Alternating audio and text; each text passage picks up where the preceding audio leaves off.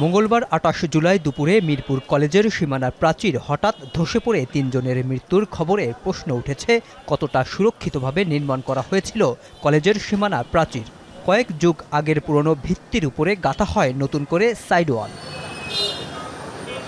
প্রত্যক্ষদর্শীরা জানায় দেয়ালটি পুরনো হয় দীর্ঘদিন ধরেই ঝুঁকিপূর্ণ। হঠাৎ বিকট শব্দে দেয়াল ভেঙে পড়তেই চারিদিকে ছড়িয়ে পড়ে আতঙ্ক।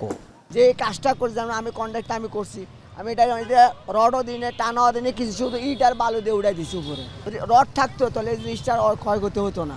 না বিম ছিল না, নিচে ওই গাঁথনি ছিল, তাও হালকা গাঁথনি ছিল।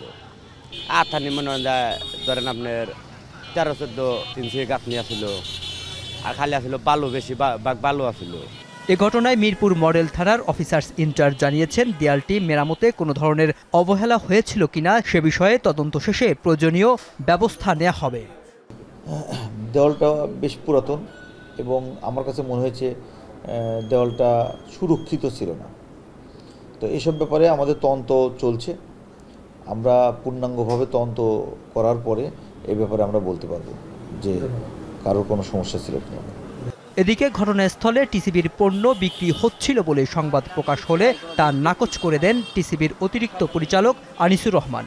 বলেন, বর্তমানে দেশের কোথাও খোলা ট্রাকে টিসিবির পণ্য বিক্রি হচ্ছে না, ফলে ঘটনাটির সঙ্গে টিসিবির কার্যক্রমের কোনো সম্পৃক্ততা নেই। আমাদের ওই মিরপুরে ওই জায়গাতে আমাদের টিসিবির কোনো ট্রাক ছিল না, আর বর্তমানে আমাদের টিসিবির কোনো ট্রাক্সেল কার্যক্রম চলমান নেই।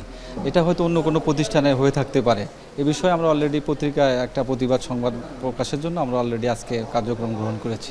নর্মালি আমাদের দুইটা ঈদে চলে, ঈদুল আজহা এবং পবিত্র ঈদুল ফিতরে।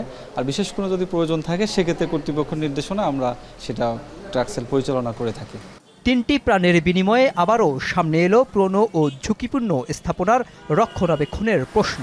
এটি সাধারণ কোনো দুর্ঘটনা নাকি দায়িত্বে থাকা কোনো প্রতিষ্ঠানের অবহেলা? মেহরাব সুমন, এখন, ঢাকা।